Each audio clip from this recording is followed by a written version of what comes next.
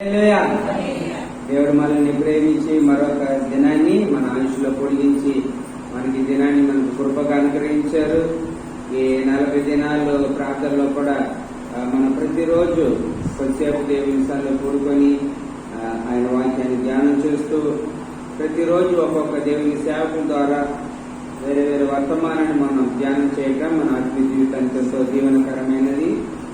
అలాగే ఈ రోజు కూడా దేవునికి వర్తమానం ఇవ్వడానికి మన మధ్యలో దేవుని సేవకులు దొరబాబు గారు ఉండటం చాలా సంతోషం. వారు అమలాపురం ప్రాంతం నుంచి మన మధ్యలోకి వచ్చి ఉన్నారు.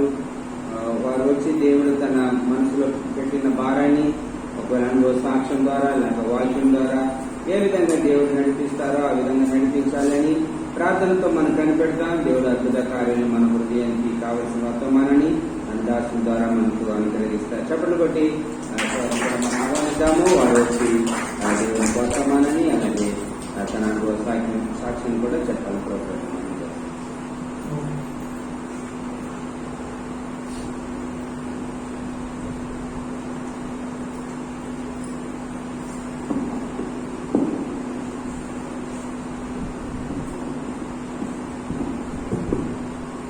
హల్లెలూయా. ఈ క్షణం వరకు నన్ను బ్రతికించి ఉంచి మీ ముందు నిలబెట్టినటువంటి దేవాదేవునికి మొట్టమొదటిగా వందనాలు తెలియపరుచుకుంటున్నాను. రెండవదిగా ఇక్కడ నడిపించినటువంటి సంఘ పరిచారకులు సేవకులైనటువంటి ఆల్బర్ట్ గారికి ప్రభు నామాన ప్రత్యేకమైన వందనాలు తెలియపరుచుకుంటున్నాను. మూడవదిగా విచ్చేసినటువంటి సంఘస్థులందరికీ కూడా సంఘ విశ్వాసులందరికీ కూడా ప్రత్యేకమైన వందనాలు తెలియపరుచుకుంటున్నాను. దేవుడు చక్కటి ఆలోచించే అయ్యగారికి ఇలాంటి సేవకుల ద్వారా వాడబడాలి, సేవకులను తీసుకొచ్చి వర్తమానాన్ని అందించాలనేటువంటి మంచి ఆలోచన దేవుడు కలిగించినటువంటి పెద్దలను బట్టి ఆయన మనం కృతజ్ఞులమై ఉండాలని చెప్పి తెలియపరుస్తూ ఉన్నాను.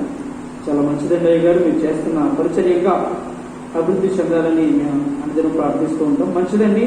నా గురించి కొన్ని మాటల్లో పరిచయం చేస్తాను. నా పేరు దొరబాబు అండి. నేను చక్కగా MA ఇంగ్లీష్ చదువుకున్నాను. ఉద్యోగం లేదు కానీ ఇంకా దేవుని పరిచయలో వాడబడుతున్నానండి.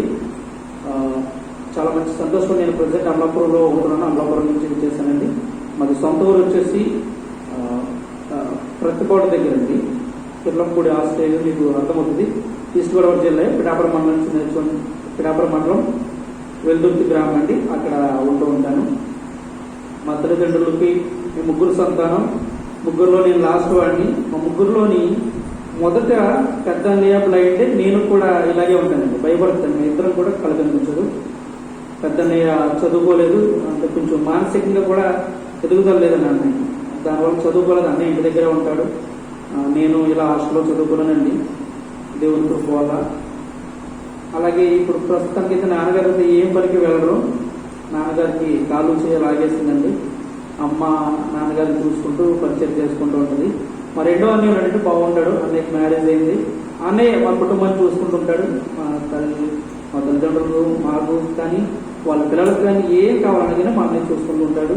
దేవుడు ఇచ్చినటువంటి గొప్ప. నిజంగా నేను చాలా బాధపడ్డాగా. నిజంగా మా అన్నయ్య మా విషయంలో చాలా కేర్ తీసుకుని చక్కగా నడిపిస్తాడు. దేవుడు మంచి ఆలోచన ఇచ్చాడు మా అన్నయ్యకి. నిజంగా అందుని బట్టి నేను దేవుని ఎప్పుడు స్థుతిస్తూ ఉంటాను. మంచిదండి. వాక్యంలోకి వెళ్ళిపోదాం. సమయం చాలా విలువైనది. సమయాన్ని పోగొట్టుకోకుండా వాక్యాన్ని ధ్యానం చేసుకుని ప్రయత్నించేద్దాం. కీర్తన గ్రంథము 129 కీర్తన 3వ వచనాన్ని చదువుకున్నాను. కీర్తన గ్రంథము 129 3వ వచనం. 129 3 అండి.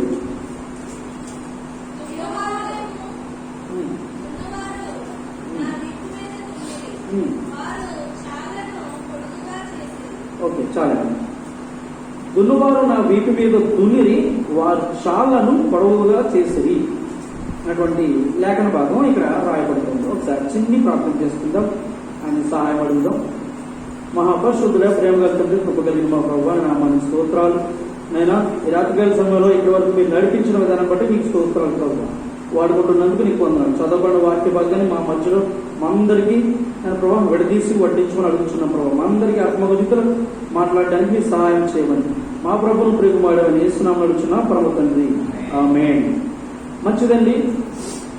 ఇవాళ మనం చెప్పుకోబోయే అంశం ఏంటంటే దున్నబడుట అనేటువంటి అంశాల గురించి మనం తెలియపరుచుకుంటాం. ఒక ఆయన అంటే చాలా డబ్బులు ఉన్నాయి అతని దగ్గర డబ్బులు ఉంటే ఏం చేయాలో తెలియక, అంటే చాలా సంపాదించుకున్నాడు, అన్ని ఉన్నాయి, అన్ని వనరులు ఉన్నాయి, కానీ ఏంటంటే అతని దగ్గర డబ్బు ఉంది, ఏం చేయాలని ఆలోచిస్తూ ఒక చోట ఒక స్థలాన్ని కొన్నాడంటే అండి. చాలా పెద్ద స్థలాన్ని కొని అనుకున్నాడంటే అతను అనుకున్నాడంటే నాకు అన్ని సమృద్ధిగా ఉన్నాయి కదా, నాకు అన్ని సమృద్ధిగా ఉన్నాయి కాబట్టి ఈ గ్రామంలో వారికి ఏమైనా, మన గ్రామంలో మన ఊర్లో ఉన్న వాళ్ళకి ఏమైనా చేయడానికి ఇంత మంచి స్థలాన్ని కొని అక్కడ స్థలాన్ని అంతా సేద్యపరిచి పంట వేసి, వరి పంట వేసి పండించి బియ్యాన్ని అందించాలని అనుకున్నాడంటే ఆ నేలంతటిని మొదటగా ఆయన ఏం చేయాలండి? నేలంతటిని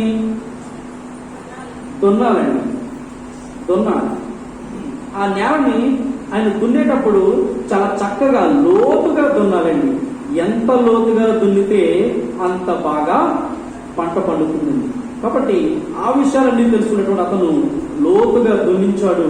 లోతుగా దున్నించినటువంటి ఆయన చక్కగా విత్తనాలన్నీ జల్లించాడు, నారులు వేయించాడు, అన్ని చేయించాడు. అన్ని చేసిన తర్వాత తగిన కాలం వచ్చింది. తగిన కాలం వచ్చినప్పుడు పంట ఆయన చేతికి వచ్చింది. అందరికీ పంచిపెట్టగలిగాడు.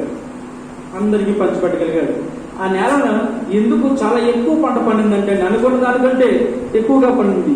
ఎందుకు అంత బాగా పండింది అని అనుకుంటే కనుక ఆయన దున్నేటప్పుడు చాలా లోతుగా దున్నాడు కాబట్టి ఆ పంట ఏమైందంటే చాలా ఎక్కువగా పండగలిగింది.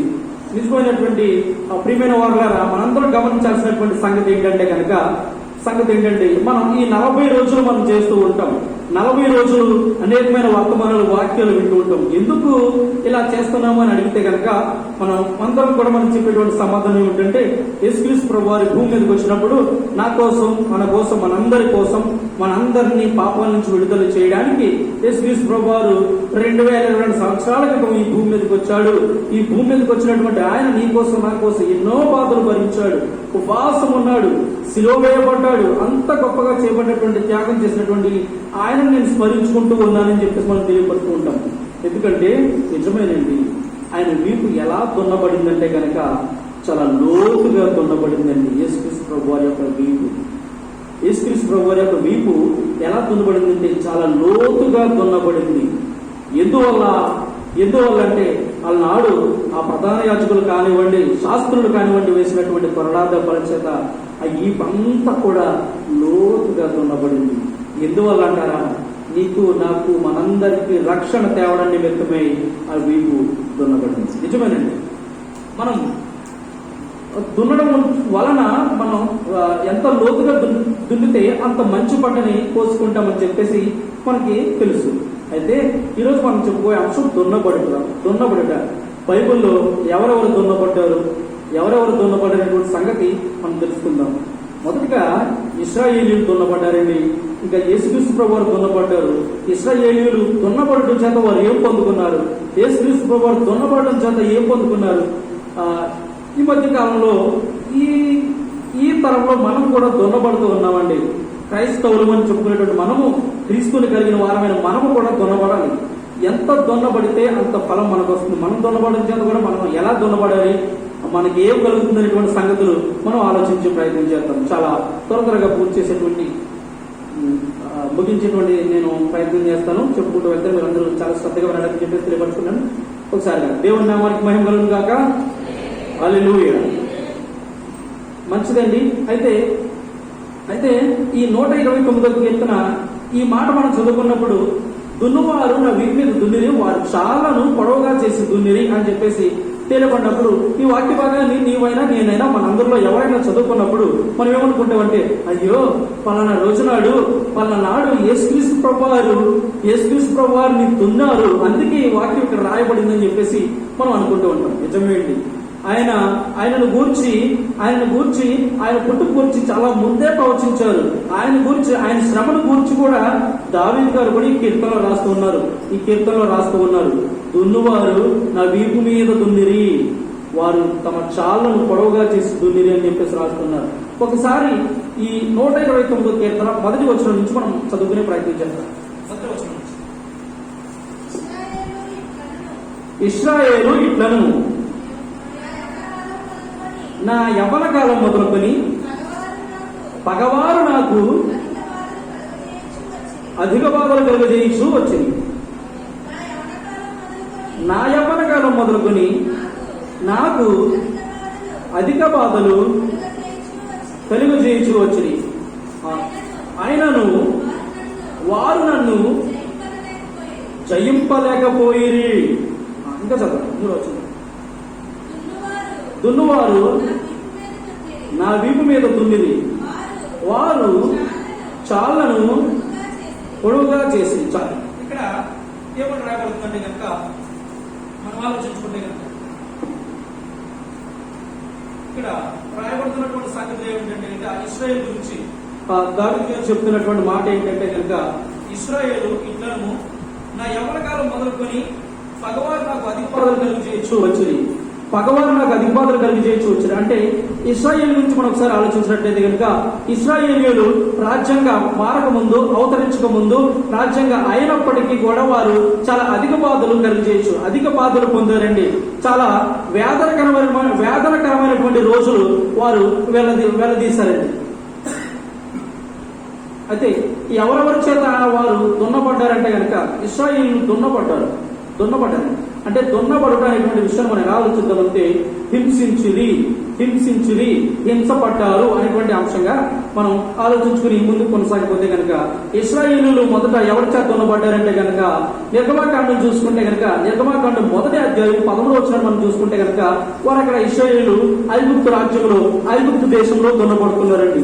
ఐగుప్తులో ఎవరున్నారంటే కనుక ఫరో రాజు గారు, ఫరో చక్రవర్తి గారు ఉన్నారండి. వారిని అక్కడ అధిక బాధలు కలుగజేస్తున్నారు, ఎన్నో ఇబ్బందులు పాలు చేస్తున్నారు. వాళ్ళ తొలుచూలు పిల్లల్ని చంపించేస్తాడు, మగపిల్లల్ని చంపించేస్తాడు. అనేక విధాలుగా ఇశ్రాయేలుకి ఆహారాన్ని దొరకనివ్వట్లేదు. తగిన విధంగా ఏమైనా దొరుకుతుందంటే తగిన విధంగా వారు చేయించుకునేటువంటి పని ఎక్కువ, ఇచ్చేటువంటి జీతం తక్కువ అండి. అంతలాగా వారు హింసిస్తూ ఉన్నారు. ఒకసారి చదువుతామండి. మరియు యెహోవా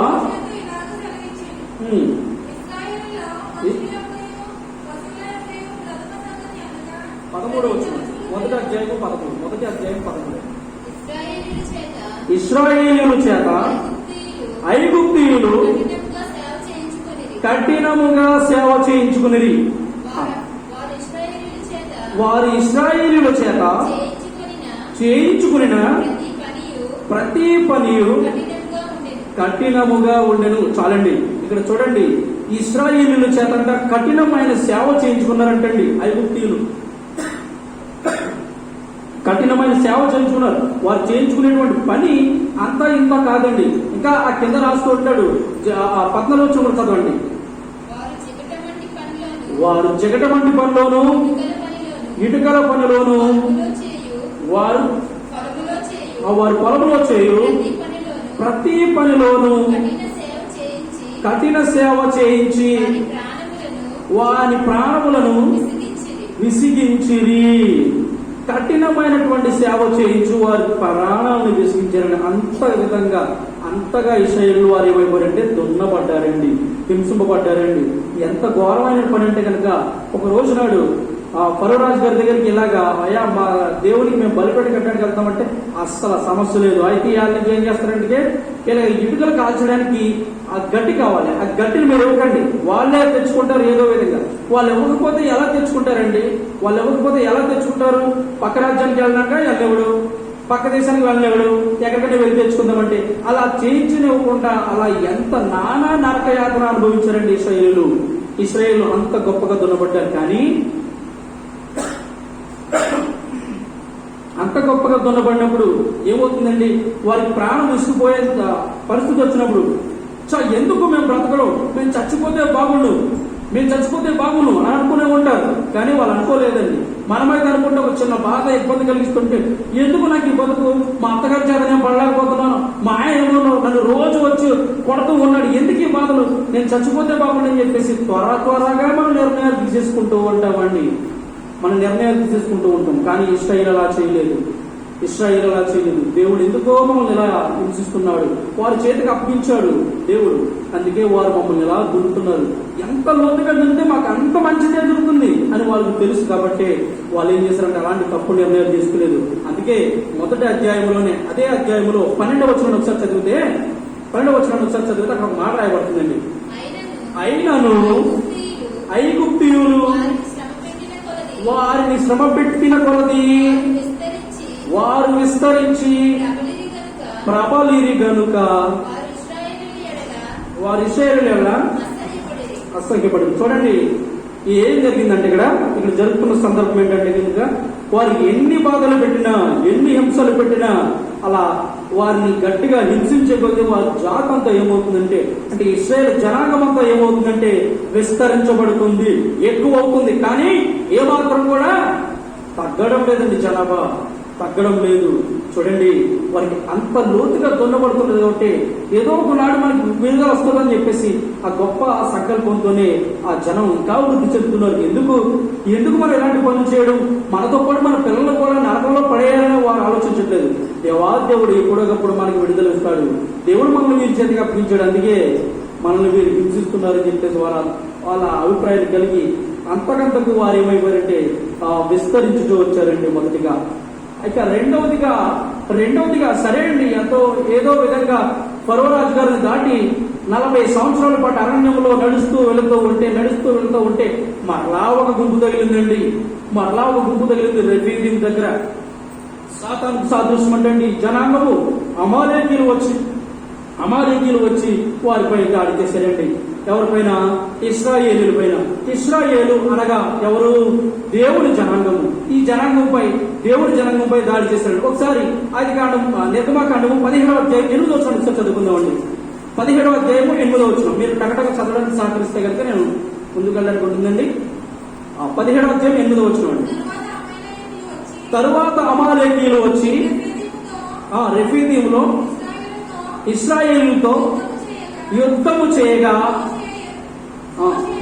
మోషే యెహోవాతో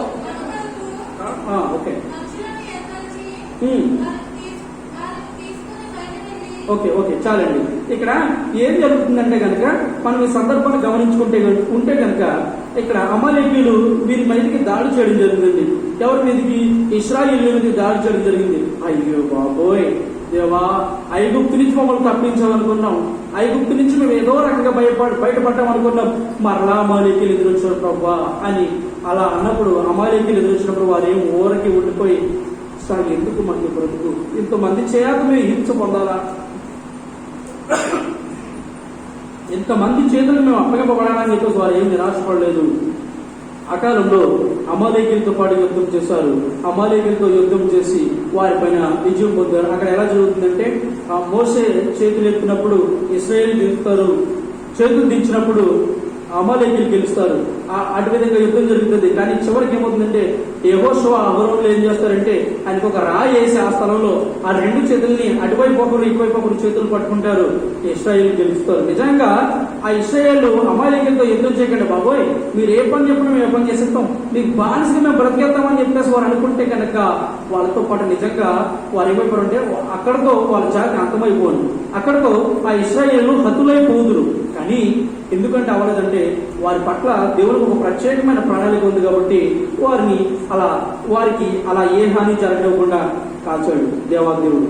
అమాలేకీయుల ద్వారా దున్నబడ్డారు ఇశ్రాయేలు. ఇంకా మూడవదిగా న్యాయాధిపతుల గ్రంథము 3వ అధ్యాయము 8వ వచనానికి వస్తే కనుక అక్కడ ఒత్మయ్యేటువంటి ఒక న్యాయాధిపతి ఉంటాడు, గొప్ప న్యాయాధిపతి. ఆ న్యాయాధిపతి కాలంలో ఇశ్రాయేలు ఏం చేశారంటే దేవునికి వ్యతిరేకంగా ఉన్నారు, దేవుని మాట వినట్లేదు, దేవునికి అవిధేయులైపోయినప్పుడు వారిని మరలా ఒక చేతికి అప్పగించాడు, ఆయన చేతికి అప్పగించాడు.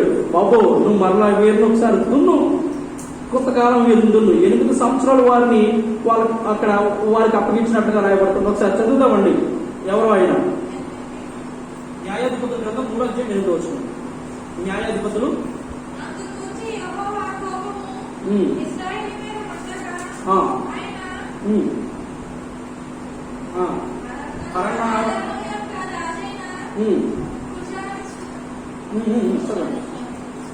ఉషాతీసు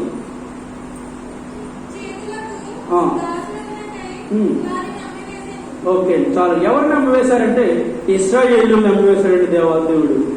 ఎవరంటే అహర్నహాయిము అనేటువంటి ఒక రాజు అక్కడ చెందినటువంటి కూసహదీము అనేటువంటి రాజుకి ఆ దేవాదేవుడు వారిని అమ్మడం జరిగింది. ఆ ఇశ్రాయేలుని కొన్నాళ్ళ పాటు బానిసలుగా చేసుకుని వారు కూడా చాలా ఇబ్బందులు పెట్టారు. ఆయన మరలా దేవునికి వారు ప్రార్థించడంతో దేవాదేవుడు మరలా వారిని వినిపించాడు. అయినా కానీ వారు ఇంకా దేవునికి విధేయులు కావడంతో మరొకరి చేతికి అప్పగించాడు. అదే అధ్యాయంలో 14 వచనం చూస్తే కనుక 14 వచనం చదువుకుందామండి.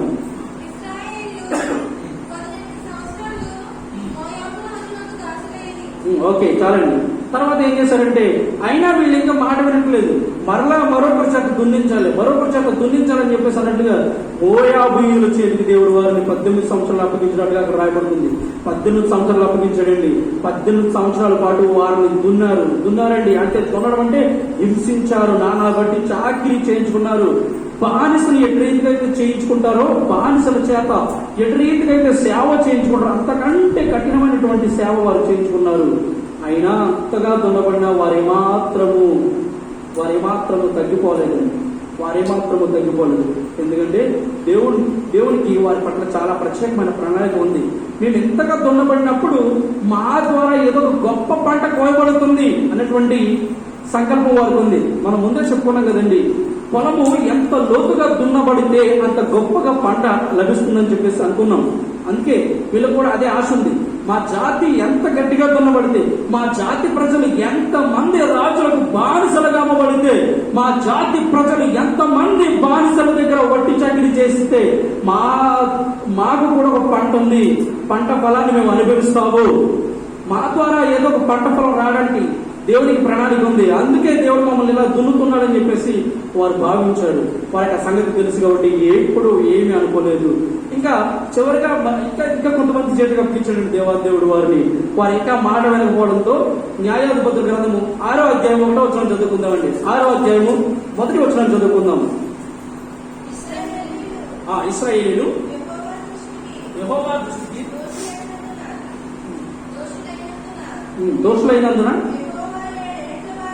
యెహోవా 7 ఏళ్లు వారిని మిద్యానీయులకు అప్పగించెను. హల్లెలూయా, దేవునికి స్తోత్రం. ఓకే, అయితే ఏం చేశారంటే దేవాదేవుడు మరలా వారిని తీసుకెళ్లి మరలా కొని మోయాబీయుల దగ్గర నుంచి విడిపించాడు. అప్పుడు కూడా వారు మాట వినకపోతుంటే మరలా ఏం చేశాడంటే 7 ఏళ్ల వారిని మిద్యానీయులైనటువంటి తెగలు వారి చేతికి, రాజుల చేతికి అప్పగించాడండి. 7 ఏళ్ల పాటు వారు కూడా కఠినంగా వారు నిందించారు. వారు గోధుమలు దొలగొట్టుకుని తినడానికంటే చెట్టు చాటుకు వెళ్ళి గోధుమల్ని దొలగొట్టుకుని దొంగతనంగా తినేవారంటండి. అంత హీనకరమైన పరిస్థితి, అంత భయంకరమైన పరిస్థితి వారికి ఏర్పడింది. అంత గొప్పగా వారిని ఇశ్రాయేలుని మిద్యానీయులు ఏం చేశారంటే హింసించారండి. అయినా వారిలో నిరీక్షణ ఉంది. మేము ఎంతగా దున్నబడడం చేత మాలో నుంచి ఏదో ఒక ఫలం రాబోతుంది, మా ద్వారా ఏదో ఒక పంట రాబోతుంది భూమి మీదకి, అందుకే మేము కనిపెట్టి ఉండాలని చెప్పేసి వారు అలా కనిపెడుతూ వచ్చారు. ఇంకా చివరిగా మనం చూసుకుంటే కనుక న్యాయాధిపతుల గ్రంథం 13వ అధ్యాయం 1వ వచనం దగ్గరికి వస్తే కనుక 13వ వచనం దగ్గరికి వస్తే ఇక్కడ మరలా చదవండి.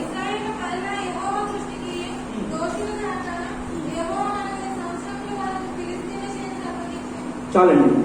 మరలా ఏం చేశారంటే సరే విద్యార్థులు చేతిగా కూర్చున్నప్పుడు కొంతకాలం చేశారు. 7 ఏళ్ల పాటు వారి దగ్గర వెట్టి చాకిరీ చేశాడు. మరలా దేవాదేవుడే మరలా వారిని విడిపించాడు. మరలా మాట వినకపోయేసరికి ఫిలిస్తీన్లకు అప్పగించాడండి.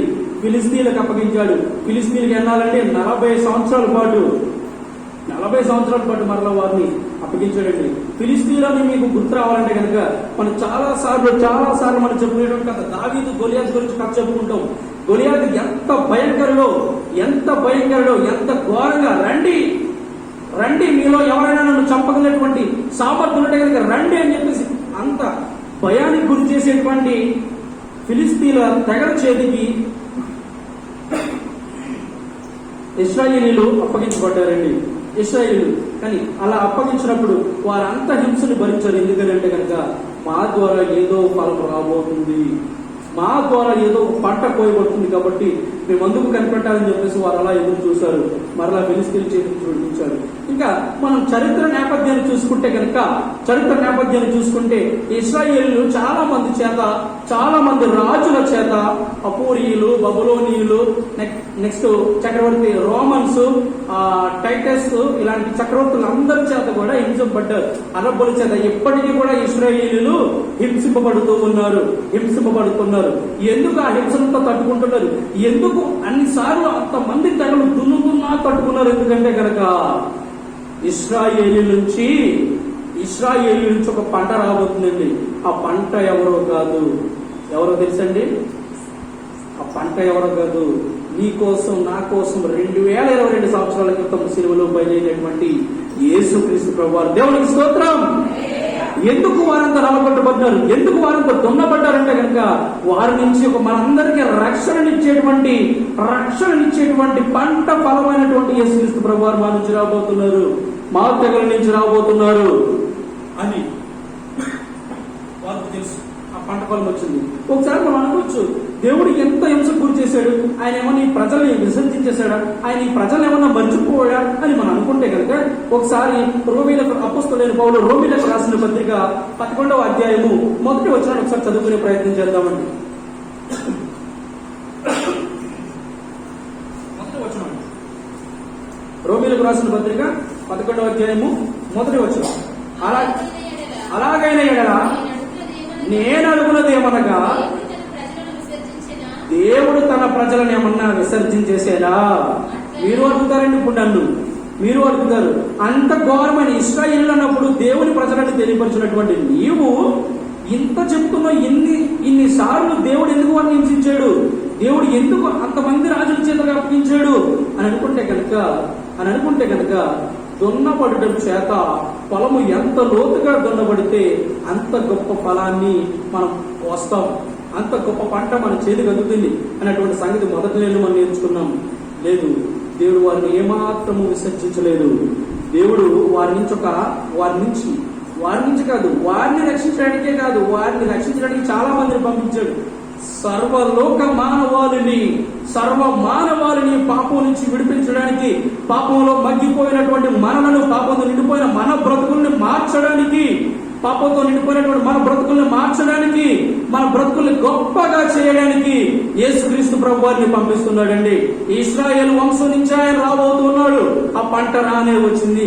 ఆ పంట వచ్చి నీ కోసం నా కోసం అనేకమైన వేదనలు అనుభవించారు యేసుక్రీస్తు ప్రభువారు. ఈ భూమి మీద అనేకమైన మాటలు అనిపించుకున్నారు, అనేకమైనటువంటి విధాలుగా ఆయన కూడా దున్నబడ్డారండి. ఎందుకో తెలుసా? నీకు నాకు రక్షణ అనేటువంటి పంటని చేతికి అందించడానికి ఆయన దున్నబడ్డారు. వారలారా, ఇశ్రాయేలు ఎందుకు అంత గొప్పగా దున్నబడ్డారంటే కనుక, ఎందుకు అంత ఘోరమైన హింసలు పొందారంటే కనుక వారి నుంచి ఒక ఫలం రాబోతుంది. ఆ వచ్చేటువంటి ఫలము ఎవరో కాదు, యేసుక్రీస్తు ప్రభువారు. ఆయన ఏంటంటే ఆయన ఇశ్రాయేలును ఒక్కడనే కాదు, సర్వ మానవాళిని రక్షించడానికి ఆయన వస్తున్నాడు. ఒకసారి అలాంటి వ్యక్తి ఆయన ఏమన్నాడు చూడండి. ఒకసారి రోమీయులకు రాసిన పత్రిక 11వ అధ్యాయం 27వ వచనం ఒకసారి చదువుకుందామండి. 27వ వచనం.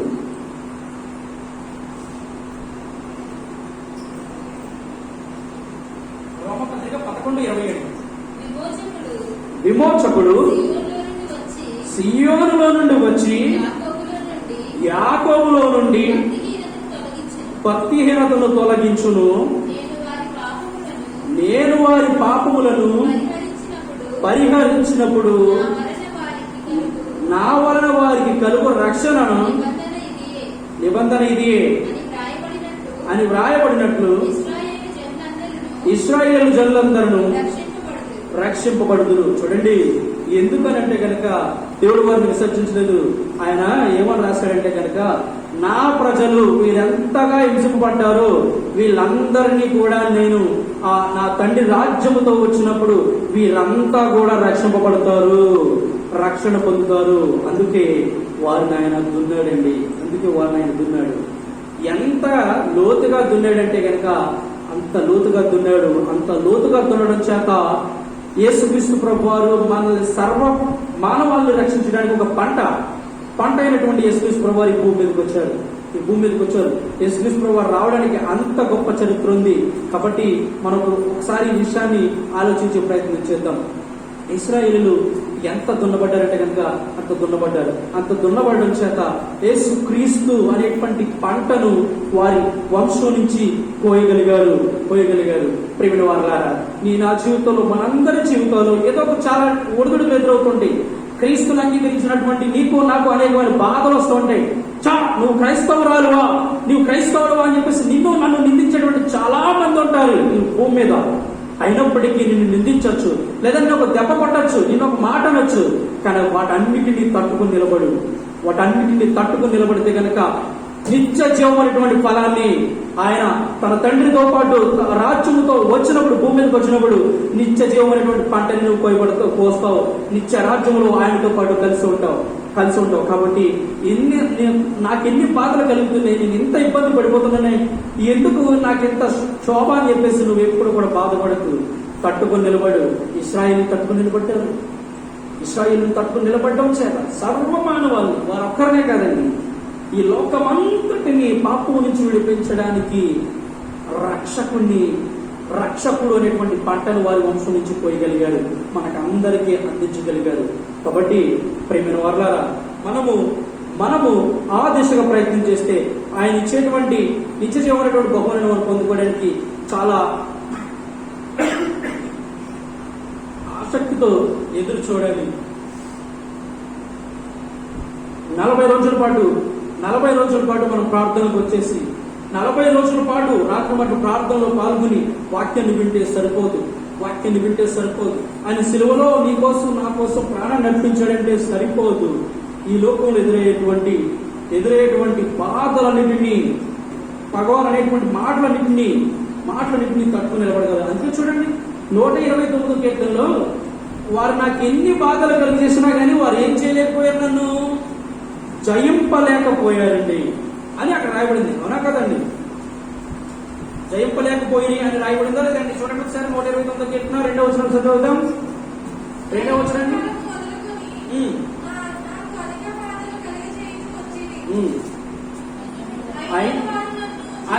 అయినను వారు నన్ను జయింపలేకపోయి.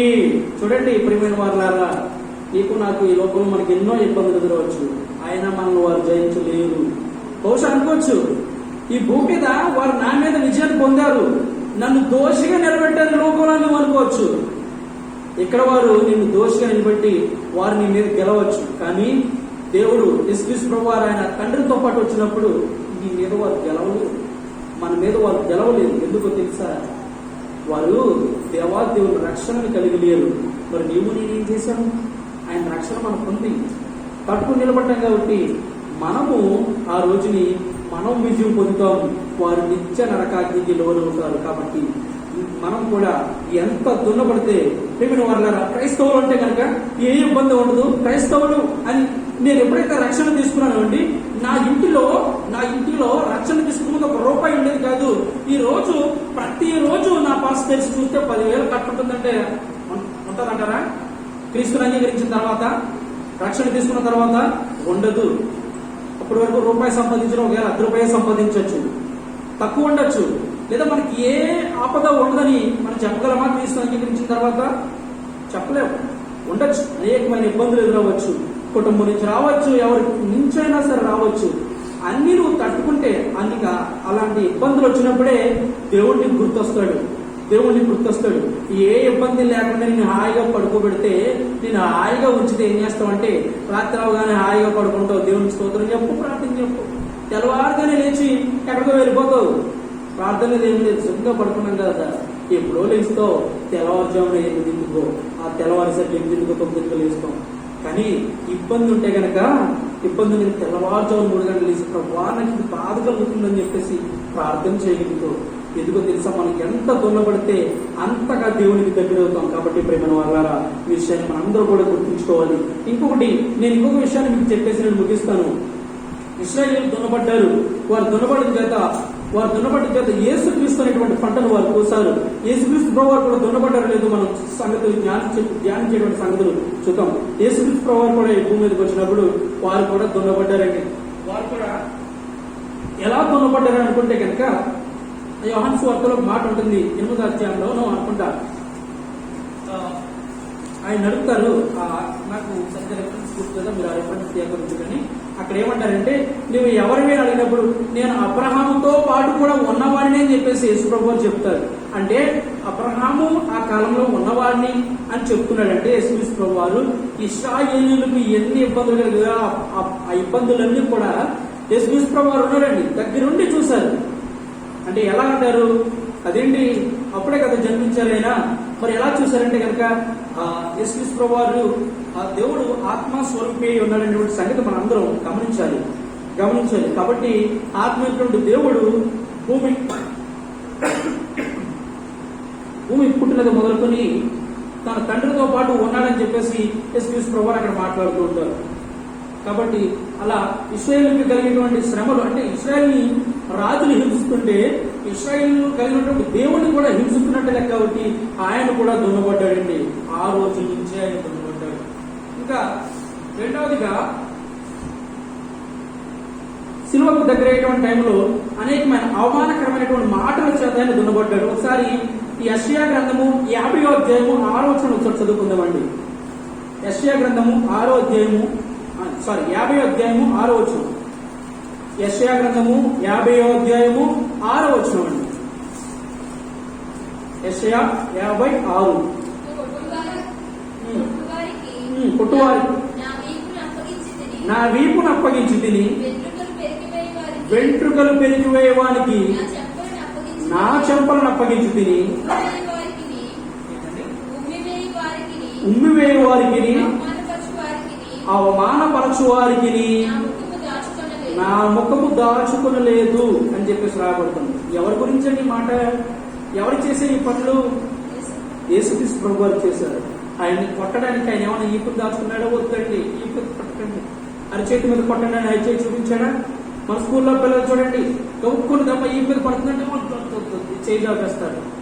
లేదంటే కనుక ఆ దెబ్బకు దొరకకుండా పరిగెట్టే ప్రయత్నం చేస్తాడు. కానీ ఆ యేసుక్రీస్తు ప్రభు వారు అలాగే ఏమైనా దాచుకున్నారా అంటే ఆయన దాచుకోలేదండి, ఘోరంగా ఆయన దున్నారండి, ఆయన దున్నపడ్డాడండి. ఎందుకో తెలుసా? నీకు నాకు రక్షణ అనేటువంటి పంట మనందరి చేతికి అందించడానికి ఆయన ఏమైపోయాడండి? దున్నపడ్డాడండి. ఆయన దున్నపడ్డక ముందు నీకోసం నాకోసం ఏం చేశాడని అనుకుంటే కనుక ఆయన కొట్టేవారికి ఆయన శరీరాన్ని అప్పగించేశాడు, దాచుకోలేదు. ఆయన అవమానపరిచి ఉమ్ము వేసే వారికి ఆయన ముఖాన్ని ఏమాత్రం దాచుకోలేదు, తీసుకోమని ఇచ్చేశాడు. లేదా ఆయన వస్త్రాలు తీసుకునే వారికి వస్త్రాలు చీటీలు వేసుకునే వారికి వస్త్రాలు ఇచ్చేశాడు. ఈ యోహాను గారికి తన తల్లిని అప్పగించేశాడు. ఇంకా మన కోసం చాలా ఆయన అప్పగించేశాడు, త్యాగం చేశాడు. ఇంకా చివరిగా ఆయన ఏం చేశాడంటే ఆయన మనందరి నిమిత్తం, మన శ్రమల నిమిత్తం, మన బాధల నిమిత్తం ఆయన ముళ్ళ కిరీటం పెట్టించుకున్నాడు. తలను ఆయన వారికి అప్పగించేశాడు, తల ఏమాత్రం దాచుకోలేదు. ఇంకా ఆయన పాదాలని చేతుల్ని ఏం చేశాడు తెలుసా? నీవు నేను కాళ్ళ ద్వారా చేసినటువంటి పాపాలకి, నేను చేతుల ద్వారా చేసినటువంటి పాపాలకి ఏపులు కొట్టడానికి ఆయన పాదాలని చేతుల్ని కూడా అప్పగించేశాడు. ఇంకా చివరిగా నన్ను రక్షించడానికి నేను రక్షణ పొందినటువంటి మనము సాదృశ్యంగా ద్రాక్షరసం తీసుకుంటూ ఉన్నాం కదా, ఆ రక్తాన్ని నీ కోసం నా కోసం అప్పగించేశాడు. ఇక చివరిగా ఏం చేశాడంటే ఆత్మను తండ్రికి అప్పగించేశాడండి. ఇంత గొప్పగా చేశాడండి. అయితే మన సర్వ పాపం నివారణ చేయడానికి ఆయన రక్తాన్ని సమస్తాన్ని అప్పగించినట్లుగా మనం చదువుకుంటూ ఉంటాం.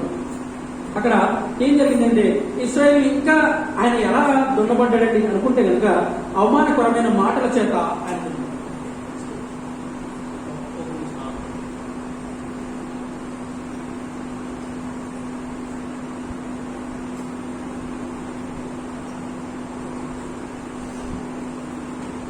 వాక్యం అందరికీ అర్థమవుతుంది కదండి. ఓకే, శ్రద్ధగా వినే ప్రయత్నం చేయండి, కొంచెం ఉంది, నేను చెప్పేస్తాను.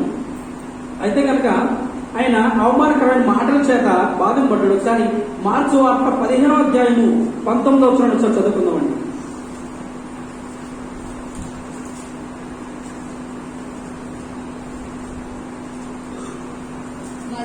మరియు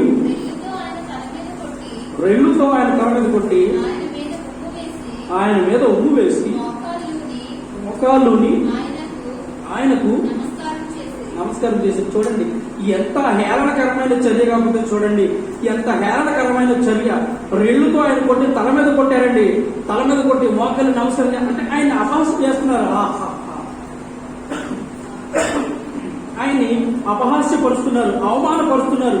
కానీ అంత గొప్పగా హింసపడుతున్నప్పుడు ఆయన ఏం చేశాడండి, ఆయన ఒక్క మాట సెలవిస్తే కనుక ఆ శిలువ సంఖ్యల నుంచి ఆయన విడుదల పొంది బయటకు వచ్చి అందరినీ ధరించగలిగినటువంటి శక్తి సామర్థ్యం కలిగిన వాడు.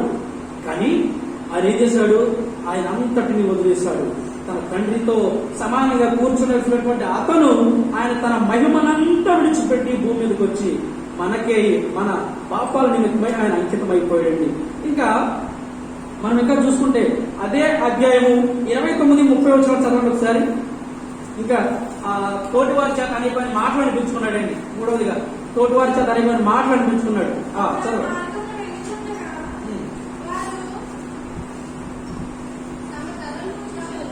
తమ తలలో కూర్చు దేవాలయమును పడగొట్టి 3 దినాల్లో కట్టేటువంటి వాడా, శిలువ మీద నుండి దిగి నిన్ను నీవే రక్షించుకునుమని ఆయనను దూషించింది. చూడండి ఎంత ఘోరమైన చర్య అండి, ఎంత ఘోరమైన చర్య. ఏంటి బాబు, దేవాలయాన్ని 3 రోజుల్లో పడగొట్టి కట్టేస్తున్నాను కదా, ఇప్పుడు నిన్ను రక్షించుకో, నిన్ను రక్షించుకో, నీవు విడిపించుకో, అప్పుడు మమ్మల్ని అందరినీ రక్షించి కానీ అని చెప్పేసి హేళనగా మాట్లాడుతున్నారండి. ఎంత ఘోరమైన చర్య అండి, ఎంత ఘోరమైన చర్య. అయినా వాటన్నిటిని మౌనంగా భరించాడు. ఎందుకో తెలుసా, మనందరికీ రక్షణ అనేటువంటి పంటను అందించడానికి. ఇంకా మనం చూసుకుంటే కనుక మత్తయి సువార్త 25వ అధ్యాయము 26వ అధ్యాయం 23వ వచనం చదవండి.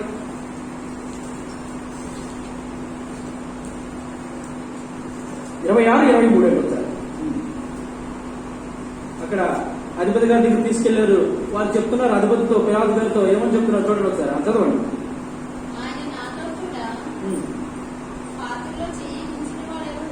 ఎంత అది 26 అండి. 25 రూపాయలు చదవండి ఒకసారి. 25 రూపాయలు మత్తయి సువార్త కింద మీరు చదివేది 26 అధ్యాయం సార్ 25 చదవండి. 26-25 చదవండి.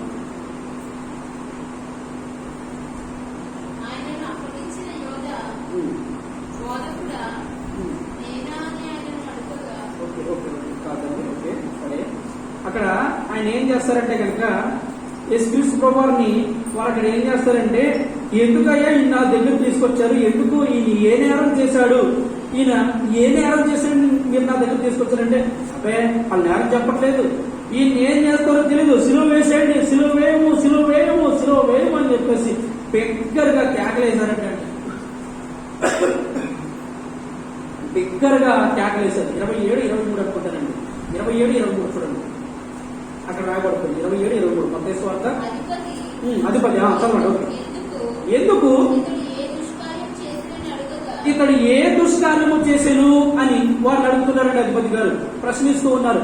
ఎందుకు మీరు నన్ను యేసుక్రీస్తు ప్రభువుని దోషిగా మీరు తీసుకొచ్చారు, ఏమి చెడ్డ పని చేశాడు, లేకపోతే ఏ హత్యాచారం చేశాడు, ఏ దొంగతనం చేశాడని మీరు తీసుకొచ్చారు అని చెప్పేసి అడుగుతుంటే వారు ఏం మాట్లాడుతున్నారు, సిలువ వేయమని మరి ఎక్కువగా కేకలేస్తారండి. వారు ఏంటి దొంగతనం ఏం చెప్పట్లే, సిలువ వేసాడు బాబు, సిలువ వేసాడని గట్టి కలుస్తున్నారు తప్ప వారు పలానా దుష్కార్యం చేశాడని చెప్పేసి ఆయన గురించి ఏ నేరం మోపలేకపోతున్నారు. ఎందుకని ఆయన ఏ పాపం చేయలేదు కాబట్టి. ఆయన ఎందుకు ఆయన అంత సహించాడంటే కనుక మనందరికీ రక్షణ అనేటువంటి పంటను ఇవ్వడానికి ఆయన భూమి మీద పట్టుకుపడ్డాడు కాబట్టి. ప్రియమైన వాళ్ళారా, ఆయన దున్నపడ్డానికి కారణం ఏంటంటే నీకు నాకు రక్షణ అనే పంటను అందివ్వడానికి ఆయన దున్నపడ్డాడు. ఇశ్రాయేలు దున్నపడ్డారు. ఇశ్రాయేలు దున్నపడడం చేత యేసుక్రీస్తు అనేటువంటి వారందరినీ కాదు, సర్వ మానవాళ్ళని రక్షించడానికి రక్షకుడు అనేటువంటి పంటను వారు కోసారు. మరి యేసుక్రీస్తు ప్రభువు ఇక్కడ దున్నపడుతున్నారు, దున్నపడ్డారు. ఎందుకో తెలుసా, నీకు నాకు మన తరతర పిల్లలందరికీ రక్షణ భాగ్యాన్ని అందించడానికి ఆయన రక్షణ అనేటువంటి పంటను అందించడానికి ఆయన దున్నపడ్డాడు. ఇంకా ఎలా దున్నపడ్డాడని మనం ఆలోచించుకుంటే కనుక అదే అధ్యాయం 25వ వచనం ఒకసారి చదవండి. ప్రధాన యాజకులు నిజంగా ఎంత ఘోరం అంటే కనుక 25వ వచనం చదవండి, 27, 25 చదవండి. అందుకు ప్రజలందరూ వారి రక్తము మా మీదను మా పిల్లల మీద, అంటే వీరు చేసే దౌర్భాగ్యమైన పని ఏమన్నా ఉందంటే కనుక వీరు ఇక్కడ వీళ్ళు నిందిస్తున్నారు సరిపోదా, వీళ్ళతో మేమే కాదు ఆయన రక్తం మా మీద పాటు మా పిల్లల మీద కూడా చెందాలని చెప్పేసి కోరుకుంటున్నారు. అంటే వారు చేసేటువంటి తప్పుడు పనిని వారి పిల్లలకు కూడా అందించాలని చూస్తున్నారు. కానీ యేసుక్రీస్తు ప్రభువు అలా అనట్లేదు, ఆ తరం వారికి అనలేదు, అందరికీ సర్వ మానవాళికి రక్షణని పంటనివ్వడానికి దేవుడు యేసుక్రీస్తు ప్రభువు వారు మరి దున్నపడ్డారు. అందుకే ఆయన సహించారు. ఇంకా తన స్వంత జనులే ఆయన్ని స్వంత జనులు ఆయన నమ్మేశారండి. యోగా గారి గురించి మనం చదువుకుంటూ ఉంటే చాలా సమయం అవుతుందండి మనం, కాబట్టి నేను తొందరగా ముందుకు వెళ్ళిపోతాను. ఇందాక మనం చూసుకున్నాం కదండి మత్తయి సువార్త 26వ అధ్యాయం 25 వచ్చింది మనం చూసుకున్నాం. ఇక్కడ వారు అంటున్నారు యేసుక్రీస్తు ప్రభువు వారిని నువ్వు మాకు అప్పగించాలి అని చెప్పేసి ఎవరిని యోధా గారిని అడిగినప్పుడు యోధా గారు ఎట్లా అంటారు చూడండి, నువ్వు నాకేమిస్తావు, మీరు నాకేమిస్తారు అని చెప్పేసి అన్నప్పుడు బాబాయ్ మేము 30 విడినాలు ఇస్తాం, మీరు ఆయన నాకు అప్పగించేయండి అని చెప్పేసి అన్నారంట. సరే నేను వెళ్ళి ఆయనకి ముద్దు పెడతాను, నేను బోధకుడా అని పిలిచి నేను ఆయనకి ముద్దు పెడతాను, మీరు వెంటనే వచ్చి పట్టేసుకోండి. నేను ఎవరికైతే ముద్దు పెడతానో ఆయనే బోధకుడు, ఆయనే యేసు ప్రభువు అని చెప్పేసి ఆయన వారికి సెలవు ఇవ్వడం జరిగింది. అలా అంటే అప్పటి వరకు ఆయన శిష్యుడిగా చలామణి అయ్యాడు, ఆయనతో అంతకాలం తిరిగాడు, అన్ని సంవత్సరాలు తిరిగినా కానీ ఆయన బోధను అతను నేర్చుకోలేదు. ఈ లోకపరమైన విషయాలు మాత్రమే నేర్చుకున్నాడు. ఆయన్ని అంత గొప్పగా అమ్మేశాడు. అతన్ని నమ్మినటువంటి శిష్యులే ఆయన్ని అమ్మేశారు. అంతగా దున్నపడ్డాడు యేసుక్రీస్తు ప్రభువు. ఎందుకంటే నీకు నాకు రక్షణ